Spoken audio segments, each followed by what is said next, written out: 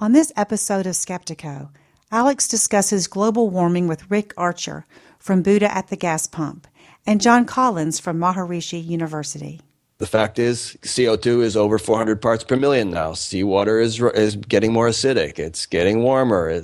Oceans are rising. And all this stuff is happening. So just because there's some people who were small-minded and tried to cheat in among climate scientists or this or that happened, it still doesn't negate or refute the fact that we probably have a very serious problem on our hands that's going to have to be dealt with. Just with regard to climate, it's rather like a super tanker. By its nature, if it's going to be an issue, then it's something that's very difficult. It'll be very difficult for us to change direction on quickly. A lot of these environmental issues smack of people wanting to feel a sense of control in a way that doesn't really make any sense. That's what I hear when I hear people say, gee, let's really get our arms around these environmental concerns. And then people bring up China and India and go, yeah, well, that's a problem too, but let's not worry about that. I still want to talk about Finland and Sweden. We like to focus on these issues where we perceive we have this illusion of control because it makes us comfortable. And as soon as we look at the big picture, we get more and more uncomfortable. Stay with us for Skeptiko.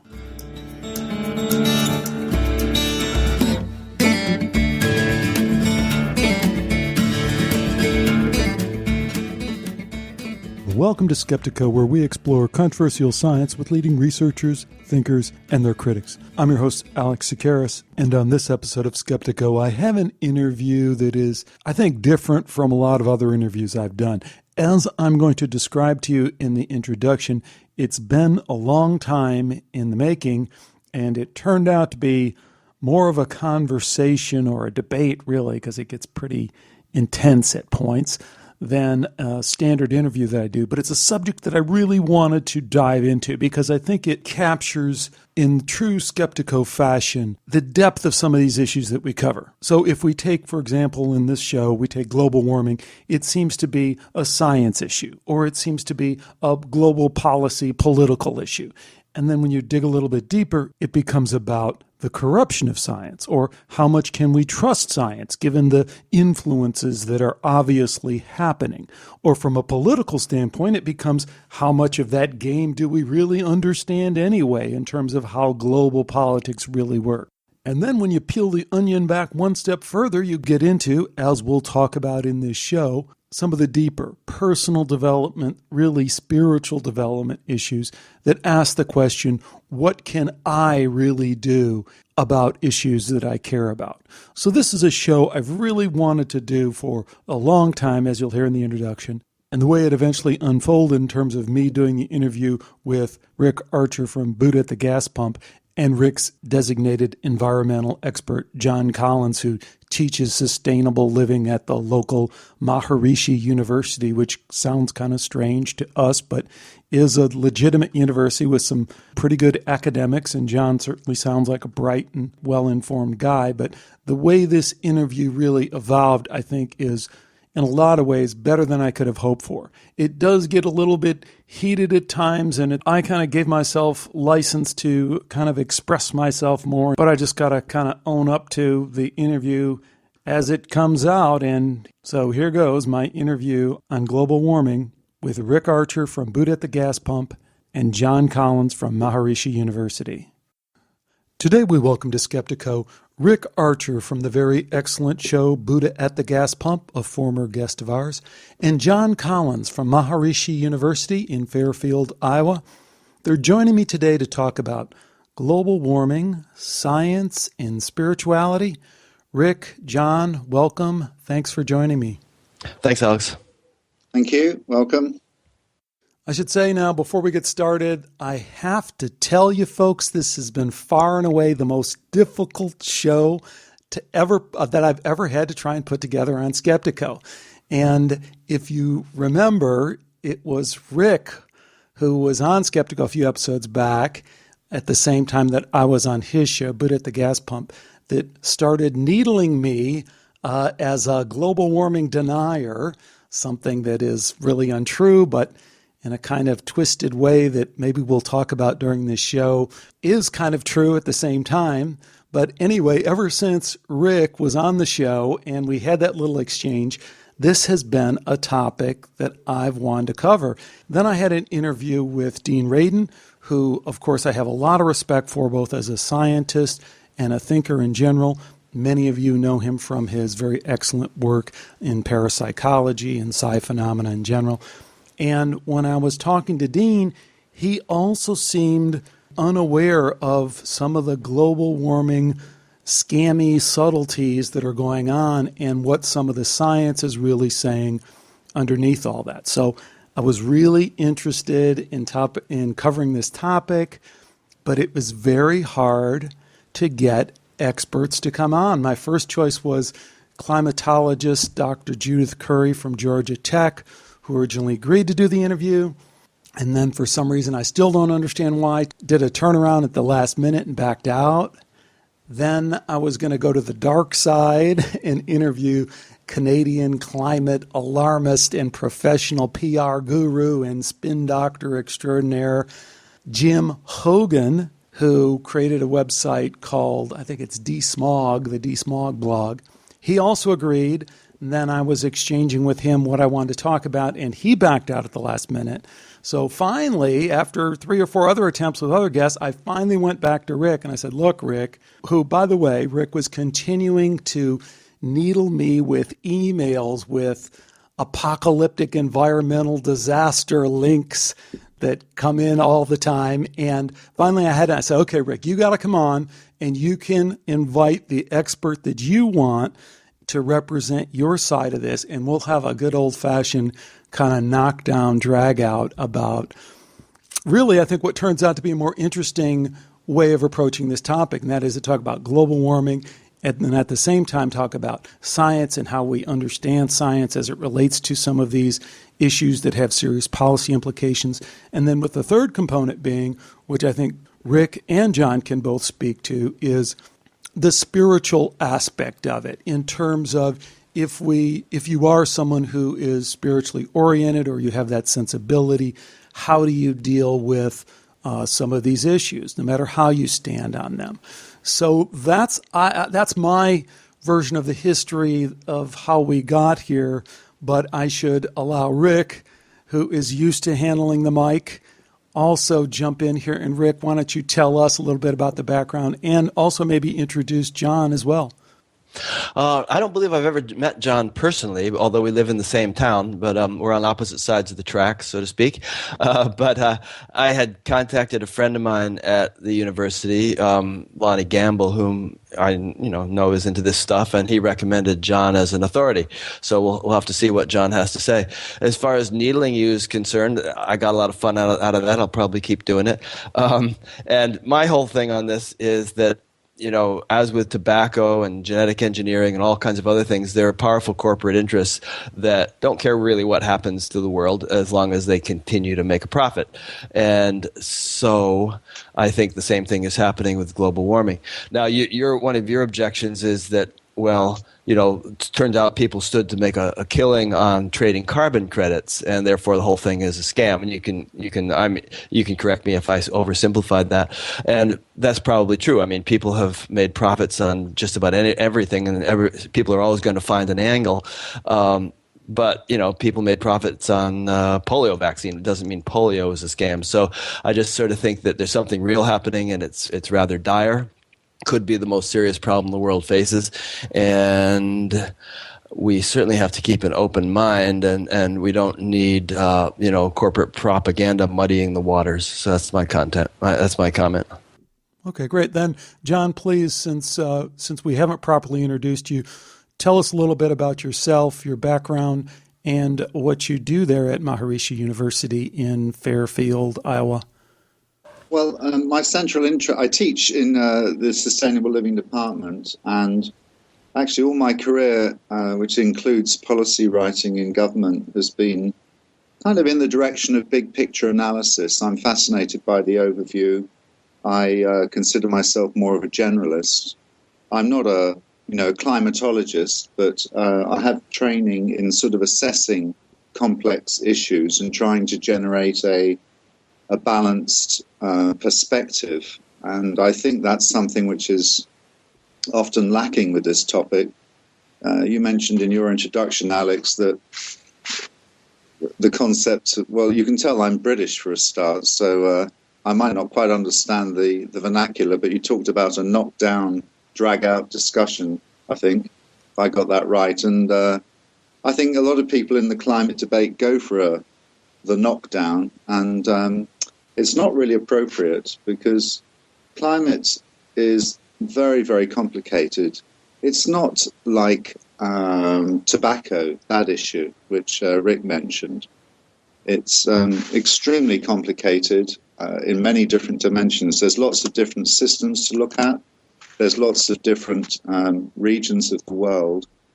And we're in a perspective that's changing, not just in terms of the last 30 years, but also the last 100 years, the last 500 years, the last 5,000 years, the last 50 million years, and so on. So, and there are trends that are coming through to us from the past, which are affecting us now, which have nothing to do with man-made climate change.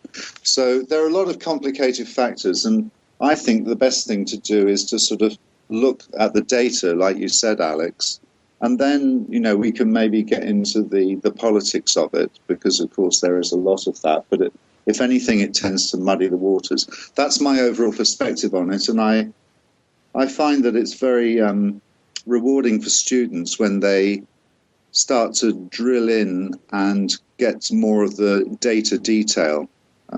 So I hope we can engage in that process. Okay, well, let's give it a try. What I'm going to do is pretty much drive this conversation off of the questions that I sent both of you a couple weeks ago, and I'll start with where I started with in those questions, and that is measurement, modeling, and uncertainty. And I would bring up as kind of our first data point, the recent release from the Met Office in the UK and NASA as well, who reported that global warming has not occurred in the last 16 years. And this was the big headline. And of course, what that did was call into question all these model-based predictions that we saw of global warming.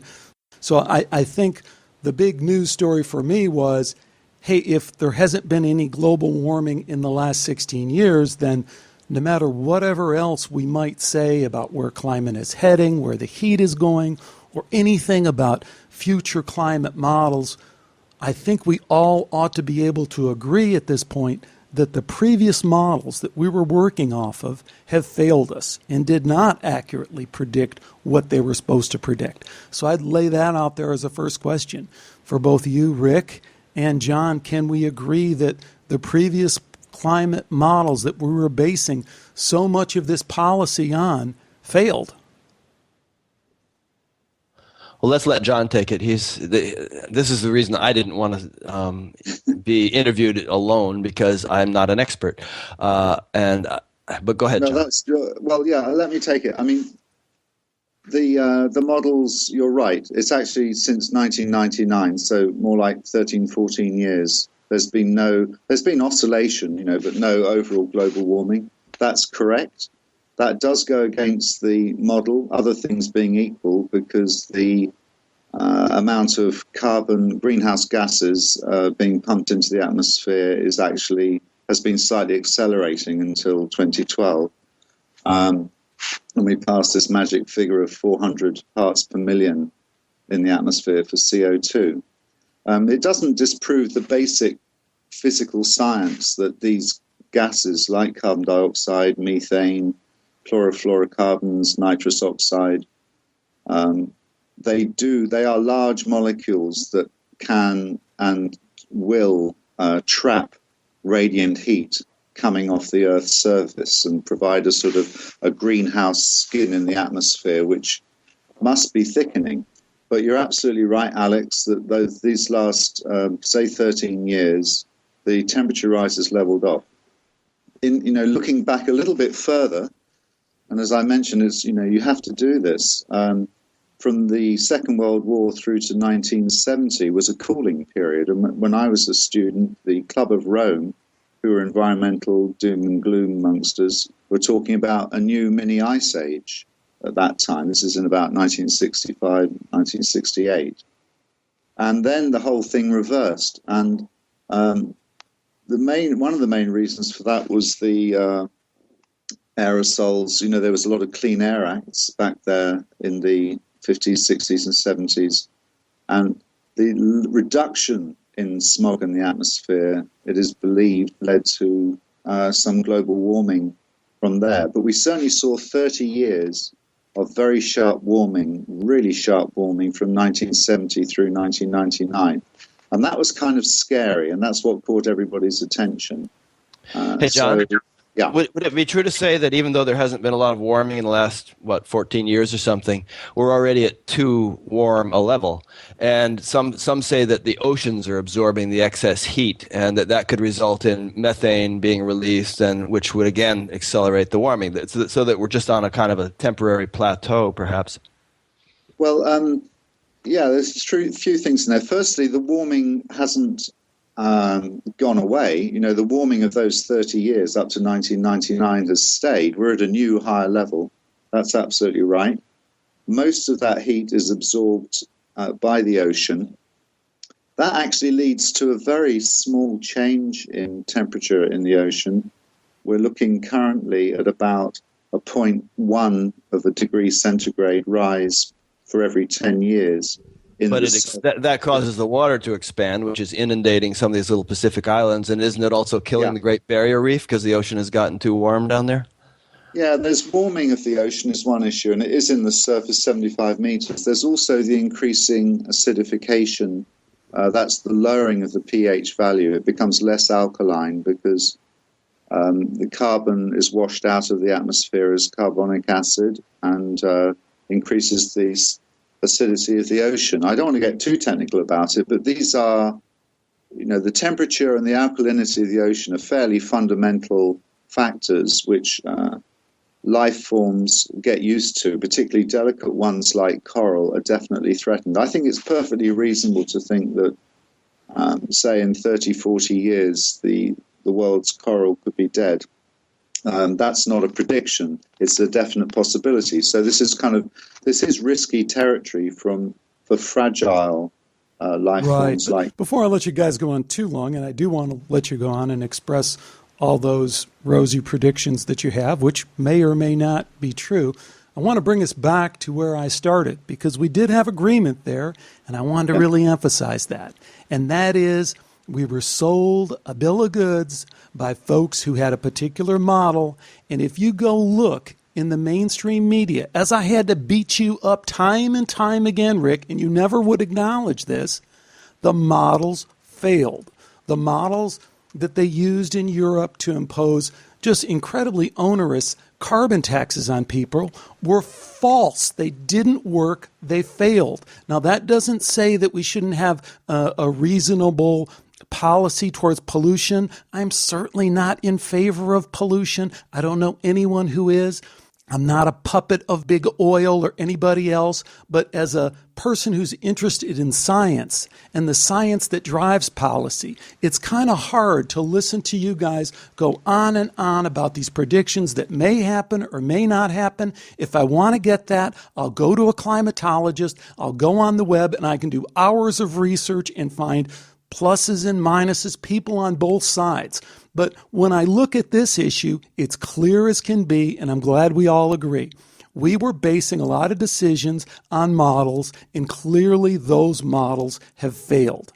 No, I can't. I don't accept that, Alex. You just said that a minute ago. You just said that a minute ago, John. We were basing policy decisions on the belief that temperatures were going to rise during this last period of 13, 15 years when CO2 continued to rise. CO2 did continue to rise, but temperatures didn't rise. It's really that simple. No, I don't think so. I think, I mean, I understand what you're saying, and in the sort of the narrow band of how you're putting it, that's correct. But, you know, we're talking about not about 13, 15 years. We're talking about the century to come and the long-term trends of climates. That's the first thing.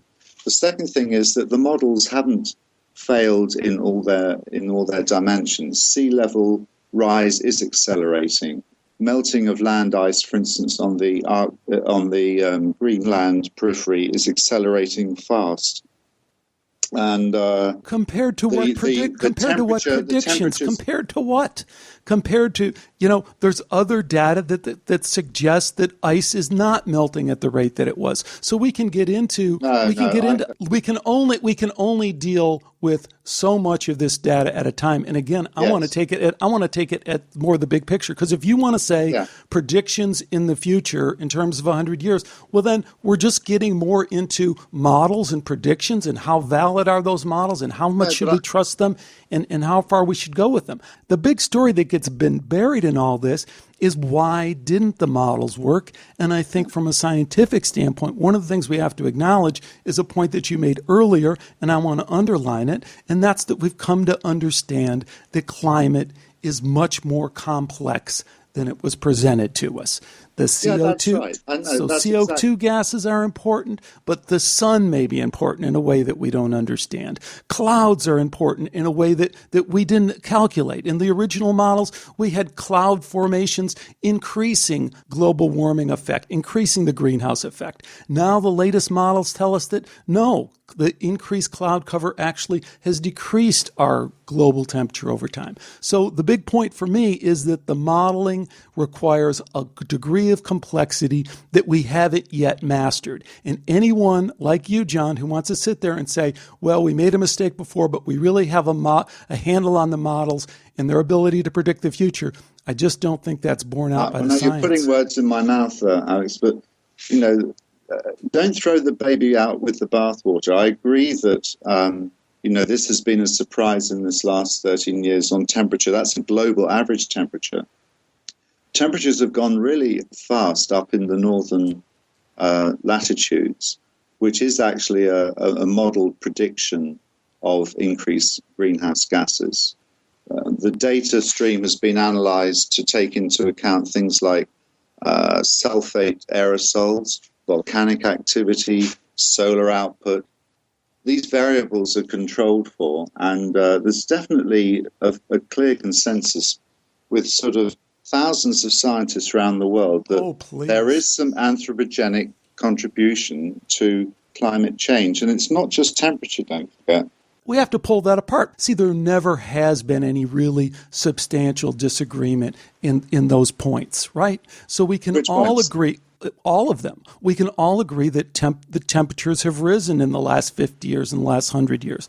We can all agree that man-made factors are contributing to that warming. But it comes down to how much and what other factors are involved and what we can do about it. So the next big takeaway that I have from this whole thing is, if we're really going to be honest about it, is this episode that we've been through in the last 20 years, if it has taught us nothing else, it's taught us that science is vulnerable to manipulation by money and power. So there's big oil out there, but the other thing I want you guys to address is that when the smoke really clears from the ClimateGate scandal, we have to conclude, there's no other way to conclude from that data, that there was a deliberate effort by these people to distort science, to deceive the public, to hide the decline.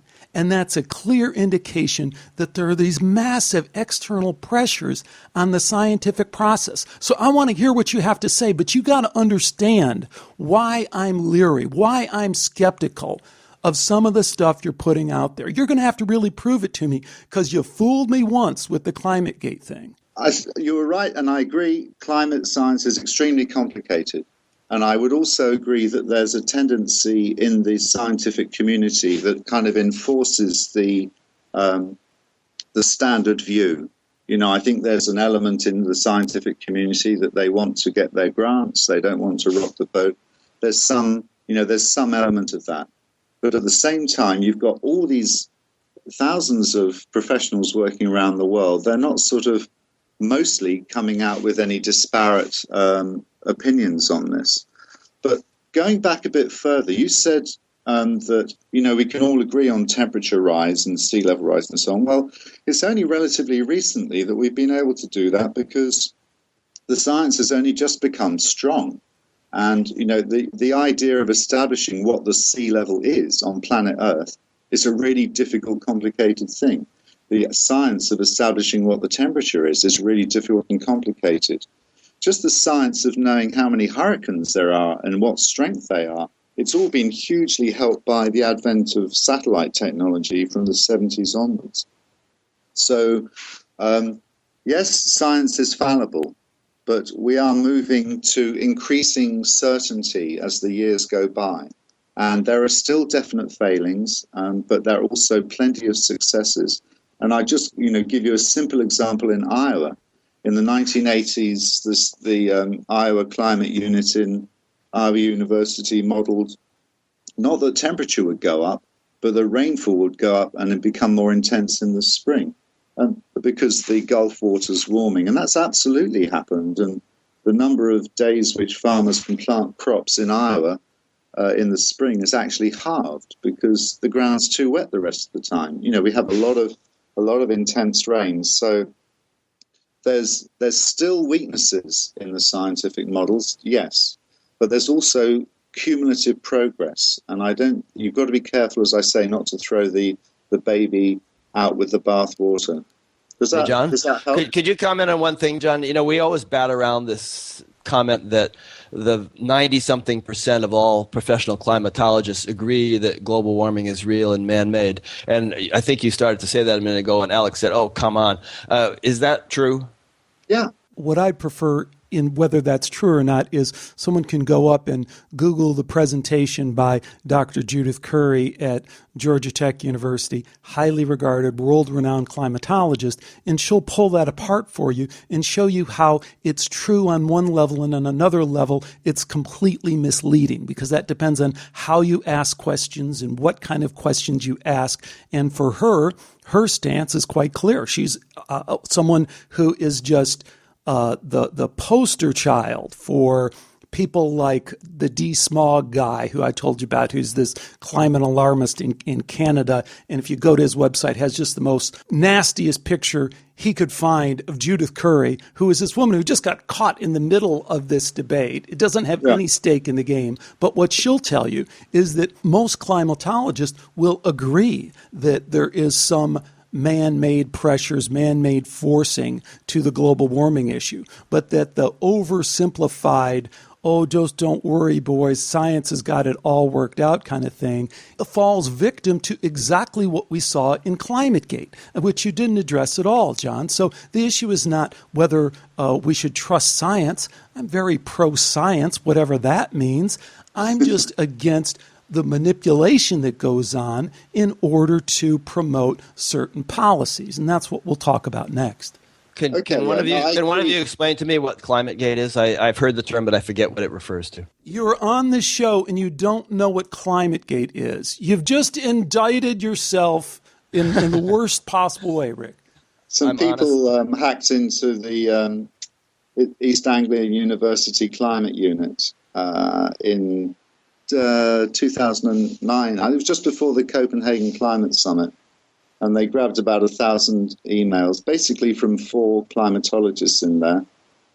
Most of them are extremely boring, but there are a few which sort of suggested that they were trying to smooth out the wrinkles in their model, and they were indeed disappointed about that point that Alex is making, that they didn't understand and they weren't able to explain why the warming trend had leveled off since the year 2000.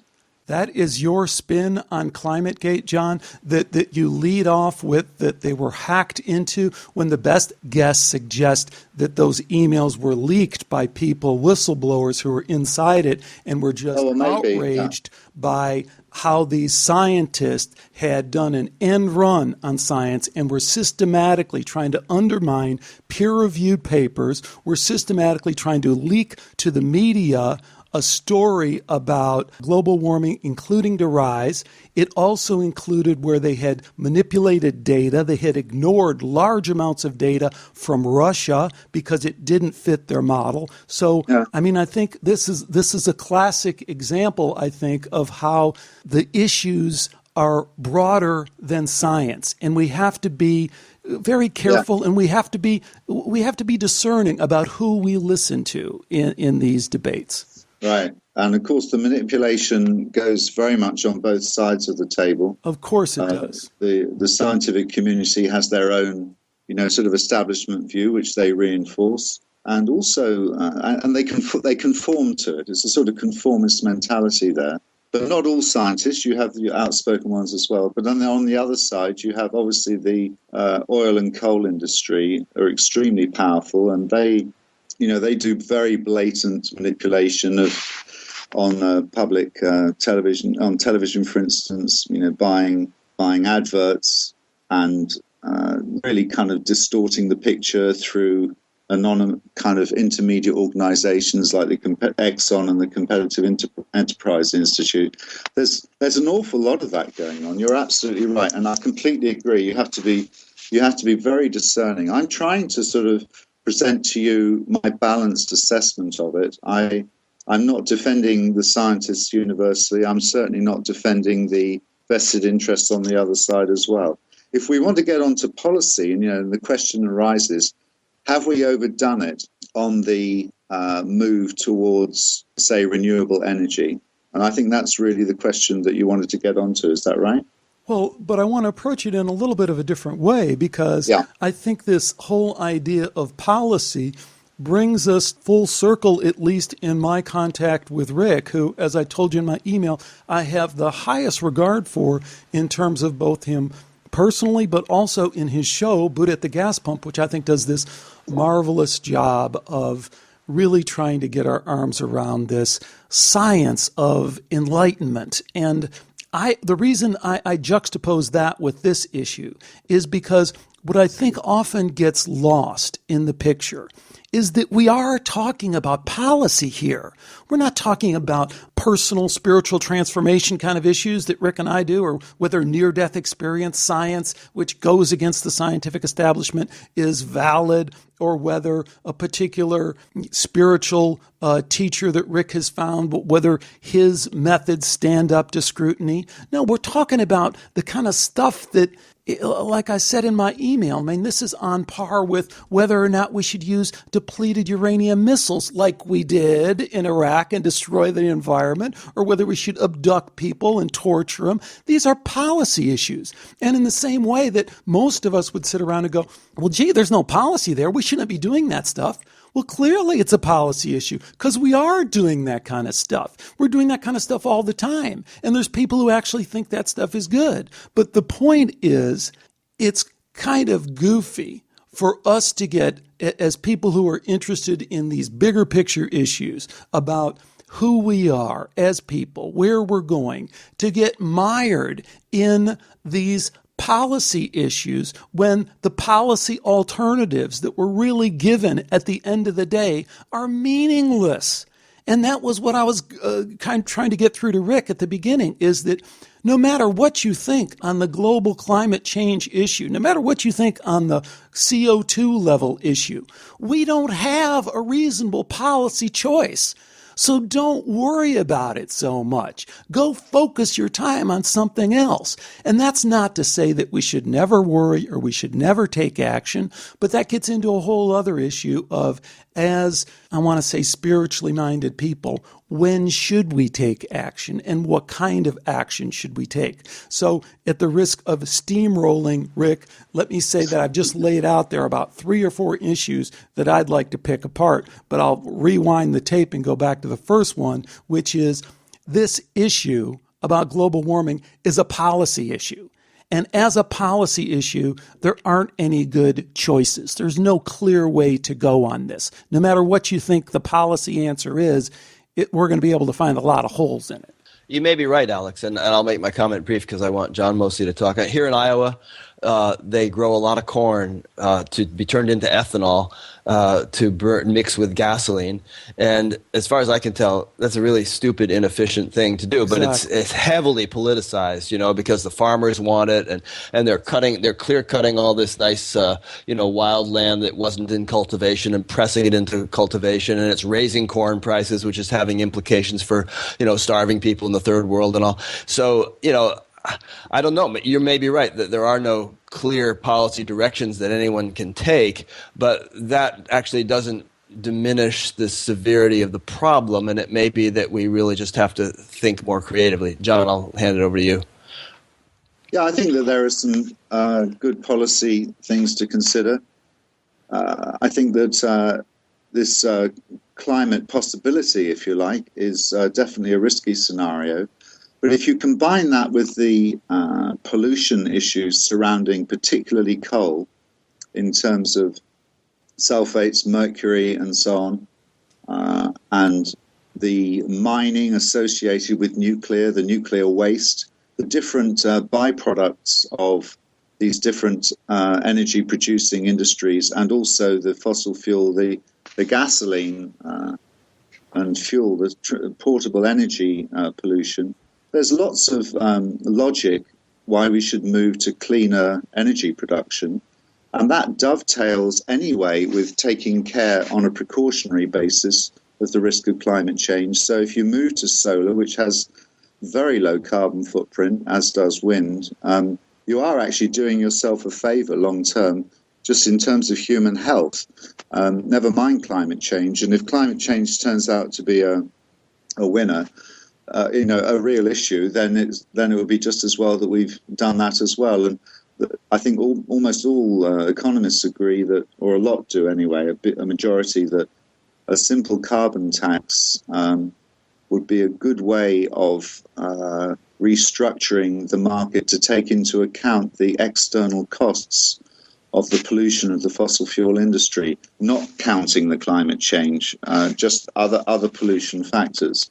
So that would be one sensible policy option. Oh, that's a very interesting and sensible policy. And we should go over to our friends in Europe who've already implemented a lot of that policy and see what they think about it, and see what the poor people who have to pay $400 a month extra for their heating have to think about it. And think about what the people who were really driving that whole issue, who stood to make trillions of dollars by creating a worldwide currency of carbon trading. They were definitely, I'm going to steamroll a little bit here because you got me going, because they would definitely be in favor of it. What you've just articulated, John, is the thing that really outrages me, is the disconnect between the science and the policy. Now, you can have your version of that, and you can go out in the street and march and put on a T-shirt and carry a flag and say that you want a carbon tax.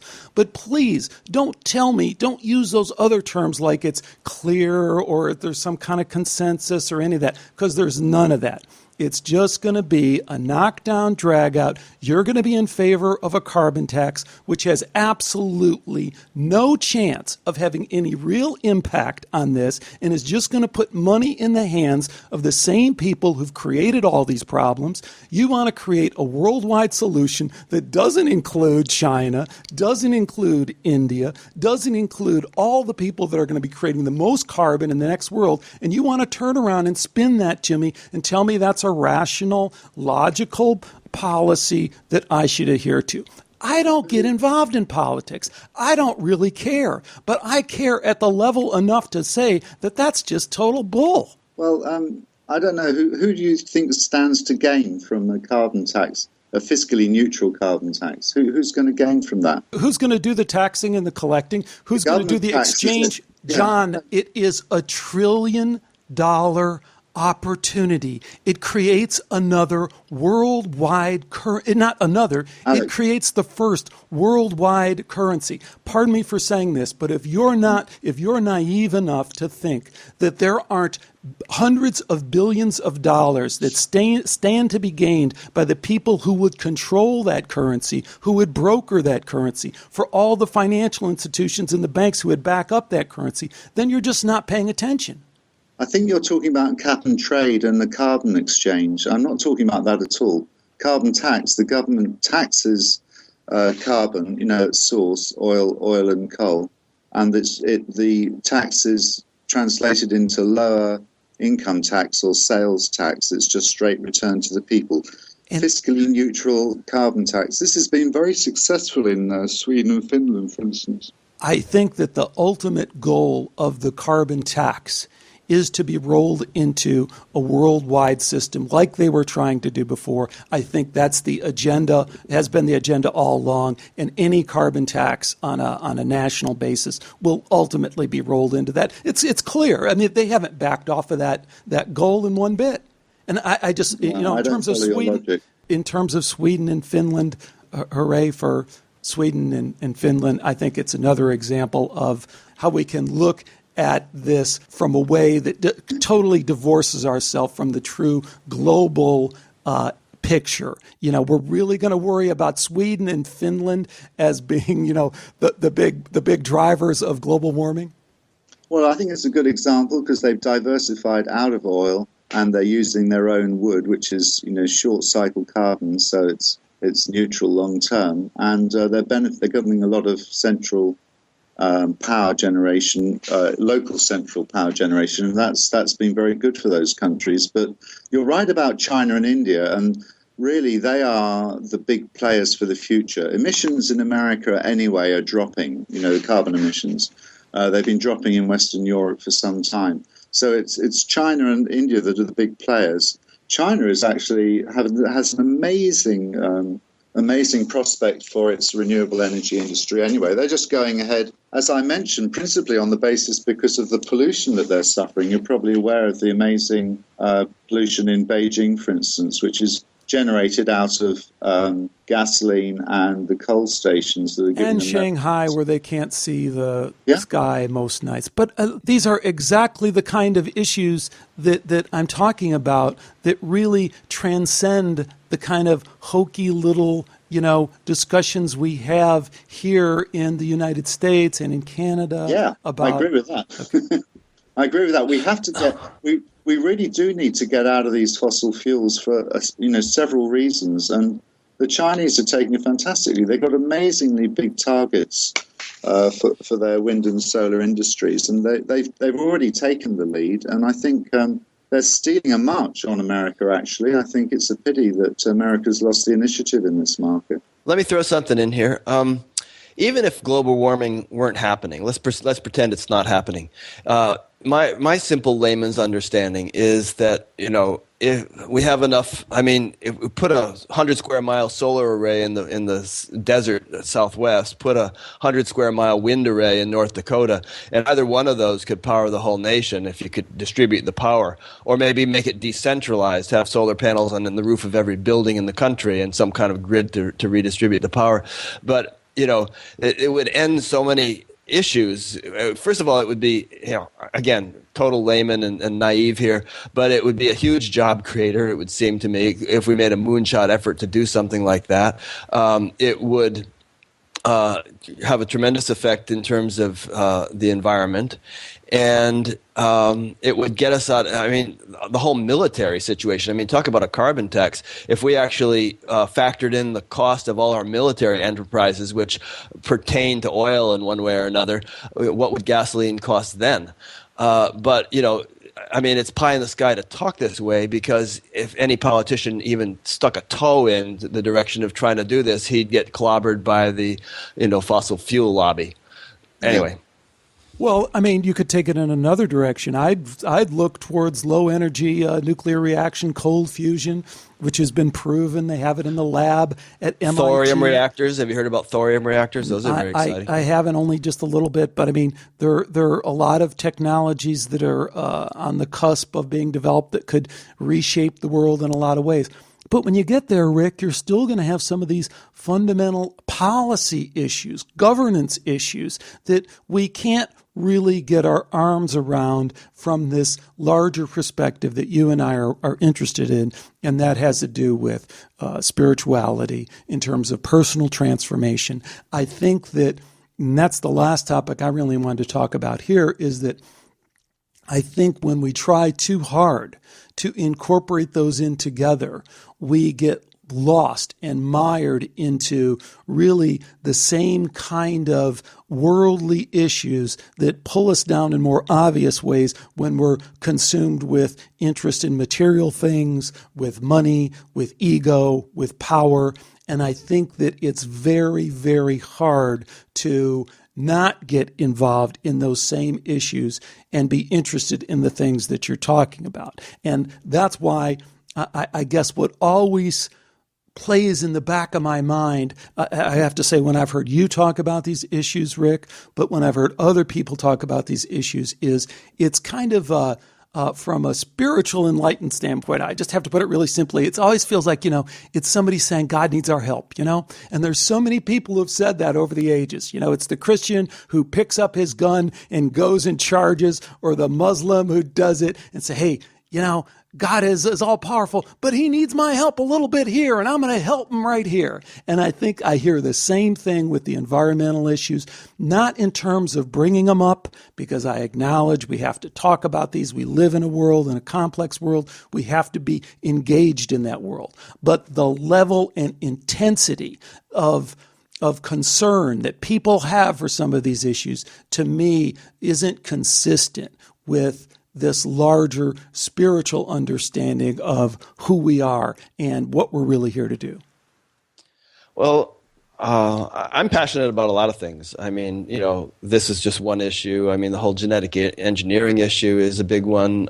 Animal rights and animal welfare and all this stuff. And I don't, I could name a number of others. I don't feel like there's any conflict between those things and spirituality.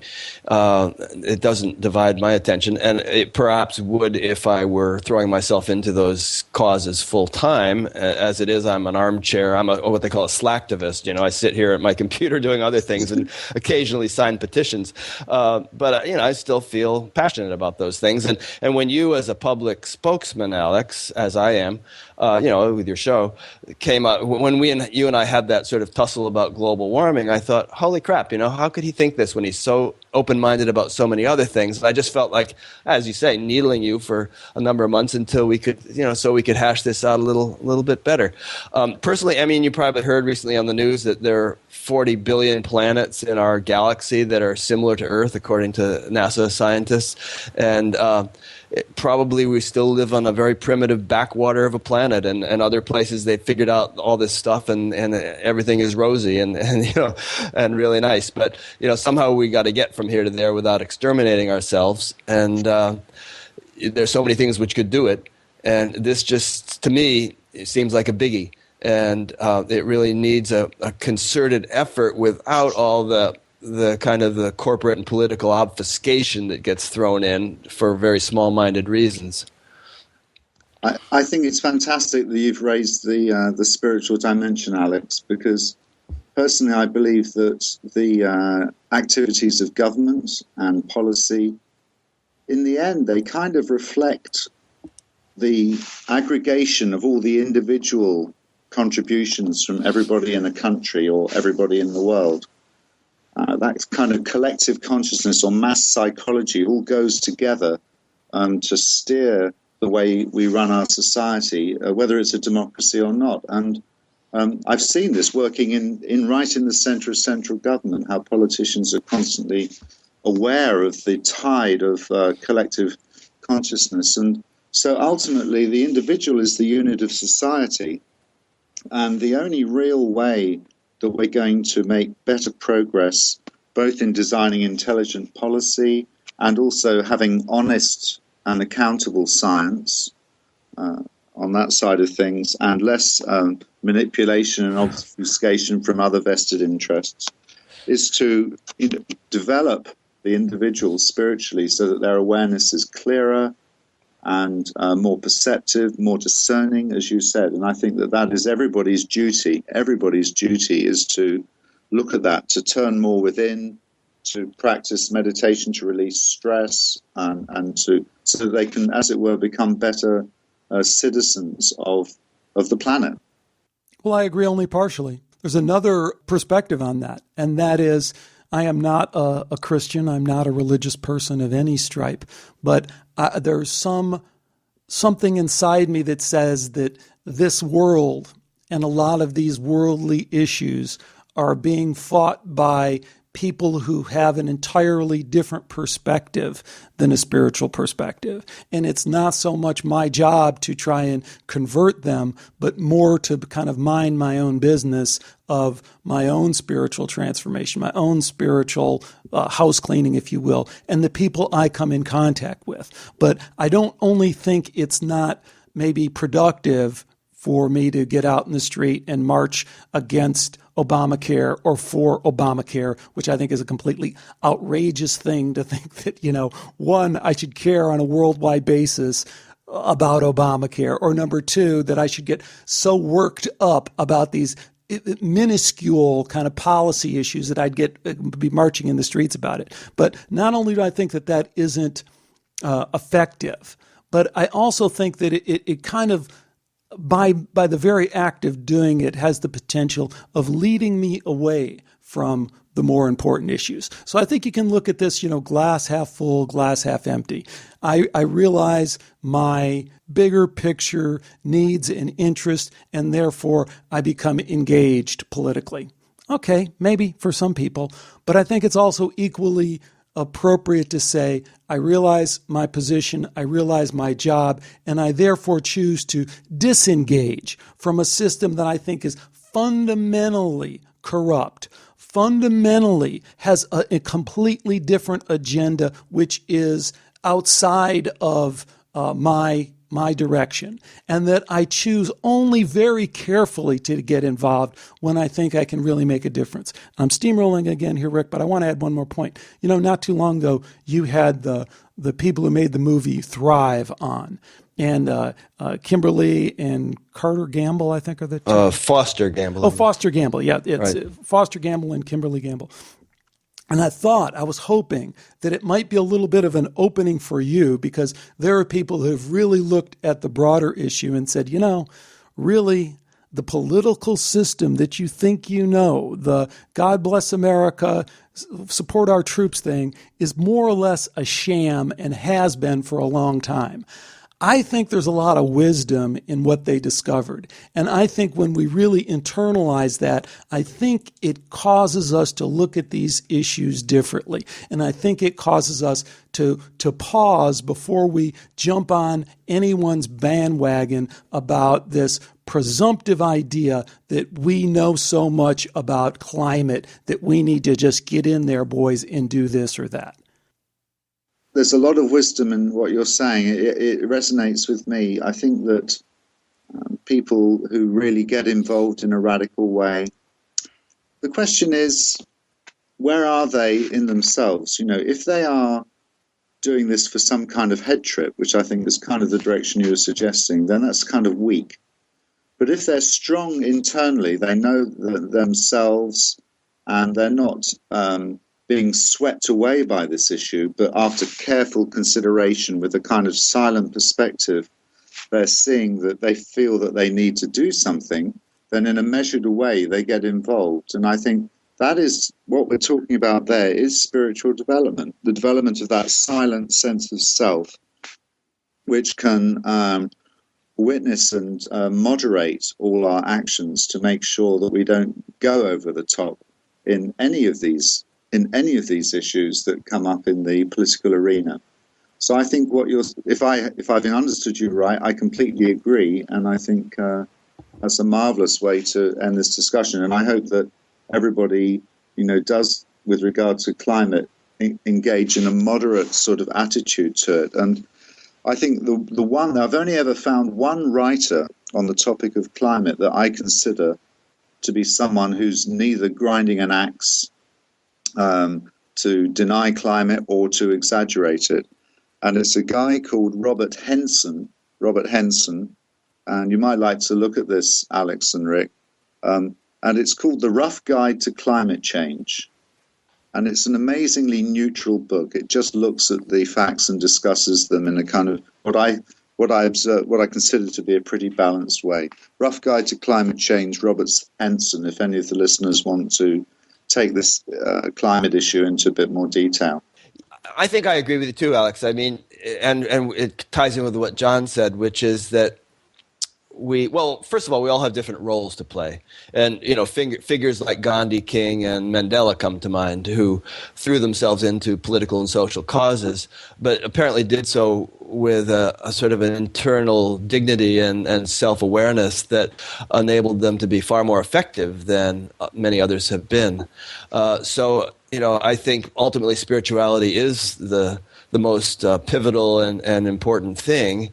And as John was saying, that the ambient collective consciousness that is created by the millions of people who comprise society determines how things are going. I mean, everything we see around us, pollution and corruption and this and that on a surface level is just the kind of violence, crime, is just the sort of the bubbling up on the surface of deeper forces that are created by the collective consciousness of millions and millions of individuals. So ultimately, if you pursue your spiritual development with the passion you've just expressed, Alex, then you're probably doing the most powerful thing you can do to contribute to changing the world for the better, however that change might turn out. But that is not to say that those who take a more active role are not playing their role properly. And different people have different roles to play. That's my comment. Well, perhaps, and let me interject there, because I think this is, to me, really one of the more interesting issues in this whole debate. And I think you have to work through the whole debate to get there. But one of the truths that I think comes through to me from your work at Buddha at the Gas Pump, and for those of you who don't know, I'll again point you to Rick's excellent website, Buddha at the Gas Pump, where he interviews in a very deep and thoughtful way a wide range of spiritual seekers, varying traditions, varying degrees of expertise. Some people who've just kind of come to this stuff almost seem organically. Other people who've studied it, with the most intensity you can imagine for 20 years. So there's all these different people, and they're sharing the underlying truths that they've found about enlightenment. And I would point back to that body of work. And one of the things that comes through to me has to do with this issue of doing. Doing versus being, and action versus, I guess you'd have to say, inaction. And I'd take what you're saying, Rick, but I'd kind of put a slightly different twist on it, because one of the things that comes through from your work is that all actions are more or less equal. It all depends on what you bring to those actions. So I think one of the truths that comes through is for us to arrogantly think that, I'm in some position where my action is really important, but, that kid who teaches my kindergartner, how could they be in an important position? How could God, if you will, or I like to say the white light thingy that people talk about, how could that possibly be interested in that? Or more dramatically, the guy who sleeps under the viaduct occasionally 200 feet from the home that I live in, a very exclusive area of Southern California. How could he be important to this grand plan? I think one of the truths that comes through from your work is that is a very naive assumption to think that anyone in a position of power or policy making or any of that is any more important than that guy under the bridge. Yeah. And really, if we have the eyes to see it, it's all God. And if one actually lives from that perspective, then one has as much love and compassion and sort of commiseration and sense of oneness with the guy under the bridge as with the president of the United States or anybody else. And you find that the most quote-unquote enlightened people tend to really throw themselves tirelessly into bettering the lot of others and don't look down on the suffering. They do what they can to alleviate the suffering in people's lives. That's my comment on that. So. Well, I just share my philosophy on this. I think with regard to, whether one's worthy of taking action, obviously we all have to do our best, sincere best from whatever, position we're in. My own personal philosophy is that, I do practice meditation and then I act, and I meditate twice a day and I establish myself in that silent being and then I act. And alternating those two, I believe, is a recipe for personal evolution. And so I think we have a primary duty as humans to attend to our spiritual development. I do believe that. But at the same time, there are other duties depending on our personal nature and inclinations. And we should also consider those, whether it be, being a mother, or being a breadwinner, or even being a social leader of some, politician or whatever. But nevertheless, I think we all have that duty to nourish our inner self regularly, every day, and to alternate that with activity. Alex, if I could throw in one more comment, there's a line in the Gita which I think John is sort of alluding to, which is yogastha kuru karmani, which means established in yoga, perform action, and it was uttered by Lord Krishna to Arjuna on the verge of a major battle, and the implication of it is that not only that one can perform action while remaining established in equanimity and not be all sort of caught up in the minutiae of perception, but just maintain a silent witness to the intense activity, but also that if we really are established in oneness, the oneness with God, if you will, then that sort of cosmic intelligence guides our activity. Our activity tends to be much more in tune with the Tao, to use the Chinese phrase, and flow kind of smooth in a smooth way, which is of maximum benefit for oneself and others. It's impossible to calculate that with human intellect. But if human intellect has sort of grounded itself in cosmic mind, cosmic intellect, then it's a spontaneous characteristic of one's life. I'm cool with all that. If I can, and I agree with all that, if I can wrap it hang back. on a minute. Did you say we all agree? No, because that was a lead-in. That was that was the wind-up for the punch. Because if I can tie that back into the earlier conversation that we're having, that discernment that we're talking about before action is a lot trickier than we think. And that was really what I was pushing you guys on, because I think we can have this, what I would consider, very myopic view about what action needs to be taken in with regard to climate change. And I think at the end of the day, what I come away with is a greater humility for how complicated that action is. And if I was going to really look at it from how can I be most effective, I would have to be I'm going to be very careful personally, my decisions, in getting involved in areas where there are unintended consequences, where there is blowback, where there is, well, this guy's cheating, well, that guy's cheating more.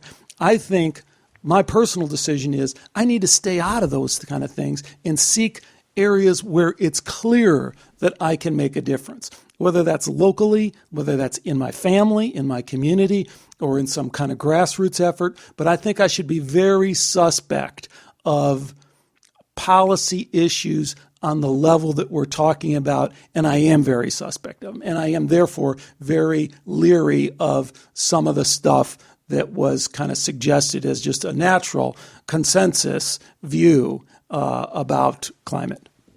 Then you should also be suspect about making comments about, the fact that temperature hasn't risen in the last 14 years probably means climate change isn't happening or some such thing. You got to... No, I shouldn't be suspect of that. I should use my best intellect to discern whether this is an area where I can be effective. I still have to make those decisions. I have to make those decisions one way or another. I can't get out of that responsibility. So you're saying that you don't have the perspective to make decisions or throw your energy into policy things, but you do feel like a little bit using your platform to make comments about climate change in and of itself, regardless of whatever policies are used to deal with it. Well, because I think there's a lot of people like you, Rick, who don't even understand ClimateGate or its implications for how jury-rigged the system of science is, or don't understand the total ripoff that the carbon trading and the carbon tax system are in terms of fitting into this larger government scam that you talked about when you talked to Foster and Kimberly Gamble. So I don't need to go very far into that, is what I'm saying, to realize that that's not something where I need to put my spiritual energy. So what I'm saying, and the way I think that relates, is I think it's incredibly naive for us to think that we have a handle on how these things are really playing out, or the global politics that are really involved. And I do think we have to get involved enough to know that we're really not going to be effective there. And then I think we have to choose the areas where we can be effective. I agree with you. No, that was good, and it kind of comes back to what John said, that if probably the most, the more fundamental you go, the more influential you can be. I mean, we see that in any number of ways. I mean, atomic is more powerful than chemical, for instance, and if consciousness is the most fundamental thing, then if we can enliven that, we're probably doing the most effective thing we can do to affect change in the world. And sure, there's all kinds of screwy stuff going on with all sorts of very big apparently powerful entities, governments and corporations and everything else, and we're just little folks who, don't have much influence on all that. But I'm kind of with you. I mean, I feel like primarily my priority is spiritual development, and that's the best contribution that I can make. Still, we're faced with certain facts that maybe we can't do anything directly about them, but the fact is, CO2 is over 400 parts per million now. Seawater is getting more acidic. It's getting warmer. Oceans are rising. And all this stuff is happening. So, to use a phrase someone used a little while ago, don't throw the baby out with the bathwater. Just because there's some people who were small-minded and tried to cheat among climate scientists or this or that happened, it still doesn't negate or refute the fact that we probably have a very serious problem on our hands that's going to have to be dealt with one way or the other, or hundreds of millions of people are going to be displaced and die basically from storms and starvation and warfare and all the rest. Can I just chip in one thing there? I loved all that you were saying on the spiritual front, but just with regard to climate as well as a problem, as a potential problem, let's just put it like that. It's rather like a super tanker. By its nature, if it's going to be an issue, then it's something that's very difficult. It'll be very difficult for us to change direction on quickly, I think. If we do heat the oceans, if we do change the ocean acidity, if we do raise global temperatures and melt the Arctic ice, all of which we've already done, so it's not a question of if. That's right, and it's very difficult to change direction on that. You take the issue like tobacco smoking, you can ban it, and the problem ends. It just ends straight away. But even if we stopped all the carbon emissions or rapidly reduced them and did everything we could, we've got a super tanker situation here. That's why people are trying to look so far ahead on this topic, Alex, I think. Perhaps, and I know we've kind of run over here, guys, but I can't resist because I do feel strongly about this. And I guess what I keep coming back to, and then I'll let it go, is another, I guess, truth I feel from the Enlightenment science that I'm trying to get my arms around, and I think Rick is too. And that is, if there's one thing that is the stumbling block for all of us, is our need to create an illusion of control in a life that is, by definition, not inside our control. And the aspects of it that we do control are really so minuscule that we always want to kind of turn it around and say, no, I really am in control. I really am. Let me turn that thermostat. Let me boss my kids around. Let me do this or that because I want to feel in control. And a lot of these environmental issues and the way that you're talking of them smack of that, smack of people wanting to feel a sense of control in a way that doesn't really make any sense. So that's what I hear when I hear people say, gee, let's really get our arms around these environmental concerns. And then people bring up China and India and go, yeah, well, that's a problem too, but let's not worry about that. I still want to talk about Finland and Sweden. Forget it. You're not listening. When I hear you talk to Foster and Kimberly Gamble and they talk about one world government and these kind of issues, and then we just gloss over that, which would supersede all these other conversations we're having, right? Or that's why I brought up the issue with whatever the tension is between China and the United States, between Russia, whatever back channel war is going on that we don't know about, would completely supersede these issues. Even the stuff that I alluded to that we know is happening, shooting depleted uranium. Can you imagine that we had tanks just a few years ago in Iraq that shot these shells out of the tank that had uranium in them, for gosh sakes. And they landed on the environment and they poisoned children and babies and women. We did that.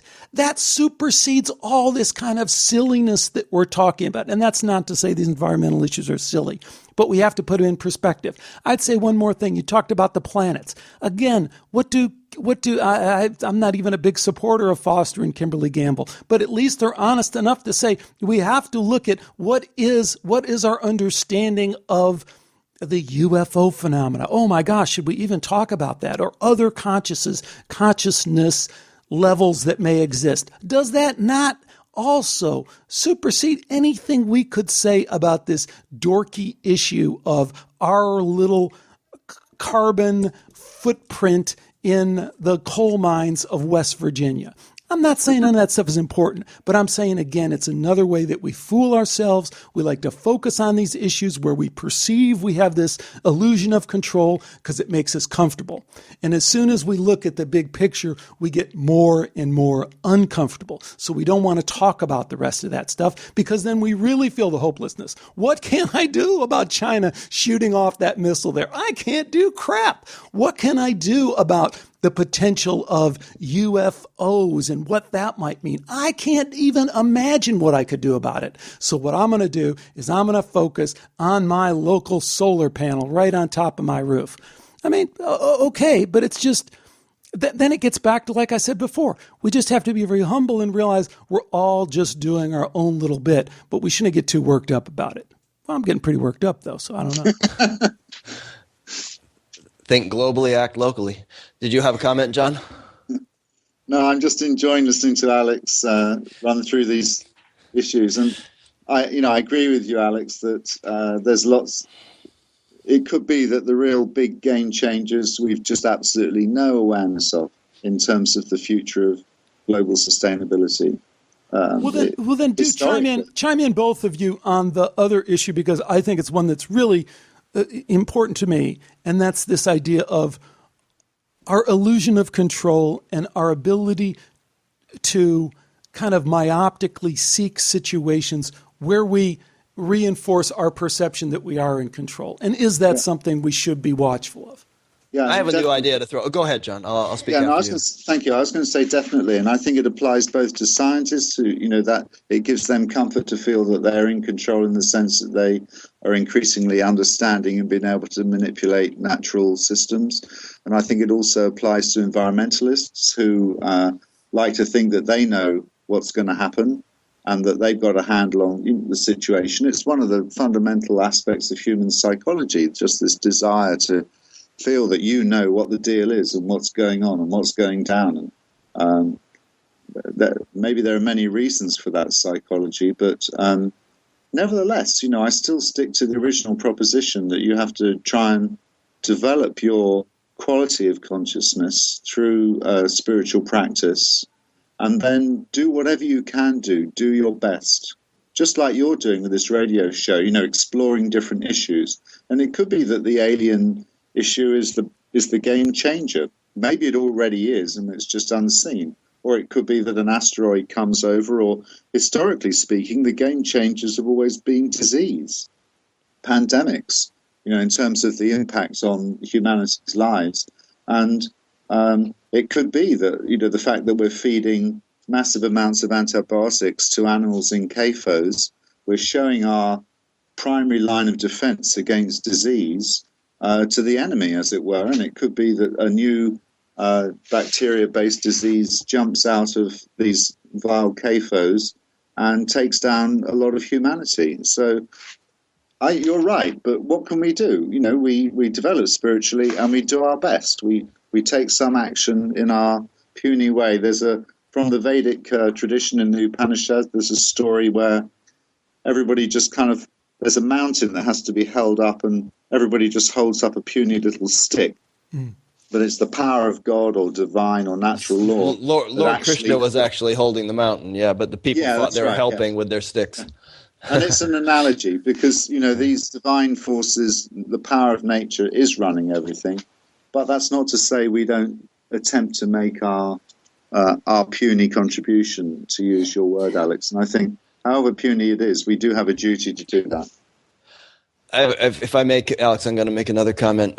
First of all, you know the story of the man and the boy walking on the beach, and there are all these starfish washed up on the beach, and they're all going to die in the sun. And every now and then, the man reaches over and picks up a starfish and throws it in the ocean. And the boy says, what difference can you possibly make? There are so many of them. And he said, the man reaches over, picks up another one and throws it. Said, made a difference to that one. So let's let the story speak for itself. Then there's the story of David and Goliath. David didn't stand a very good chance of winning that one, but he did. But finally, something more to the point about spirituality and the environment. You know how in climate science they use this phrase tipping point, and we may have reached or will reach a tipping point beyond which it'll be impossible to reverse the thing because it'll just be sort of runaway heat. Yeah. Well, from my perspective as this interviewer on Buddha at the Gas Pump, it seems to me that there's this massive global awakening taking place. I mean, people are just popping like corks all over the place and having these spiritual awakenings from all sorts of different traditions and backgrounds. And what if we were to reach, maybe we haven't reached it yet, but what if there were to be a spiritual tipping point which we'll reach, at which there will be a kind of a dramatic acceleration in terms of this global awakening, and that'll be just the ticket for counteracting climate change and enriched uranium bullets and all the other problems that confront us. There'll be this sort of huge upsurge of coherence and clarity in world consciousness, and all these other things will just sort of fall into retreat. Right on. Let's hope. Yeah. I sort of feel like that could happen. I mean, people have been talking about the New Age and December 21st and all this stuff for a long time, and so far it hasn't panned out. And some people are getting a little pessimistic, like Llewellyn Von Lee, whom I interviewed recently, wrote a book about spiritual ecology, and he's kind of like feeling like, maybe the battle's lost and we're never going to turn it around. But I'm optimistic. I think that it could very well turn around. And if it doesn't, then hey, pursue your spiritual practices, and maybe you'll be born on a better planet. Yeah, maybe. That was sort of a joke. Well, maybe it's a joke. Maybe it isn't. I think that to that last issue of pessimism versus optimism, I mean, that's where I think I've made a conscious decision to stay close to the skeptics, the science status quo people, the atheist people, and listen to what they have to say. Because I do think when we only listen to our little echo chamber of people who are like-minded and are seeking some kind of spiritual transformation, I think we get the sense that there is this transformation happening.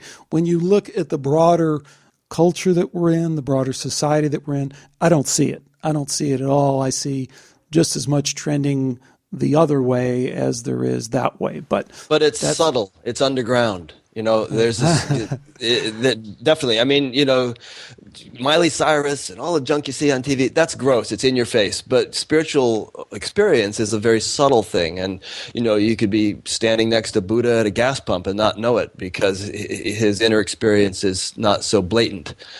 But nonetheless, it's proliferating and becoming more and more common, and something's got to come of it. Maybe, but more importantly, I can only do what I can do, and I can only try and find what I should do and try and do it. I think we're all in agreement on that. We've all said that at various times during the show. So in that way, I think that maybe what this show is about is that struggle that we all have, all three of us, to find that guidance and then to act on it. I thought that was really well said, John, by you, and that I center and then I act, then I take action. And I think that that's wise on a lot of levels. It's wise on the simplest level of we can do nothing else. Action or inaction is action.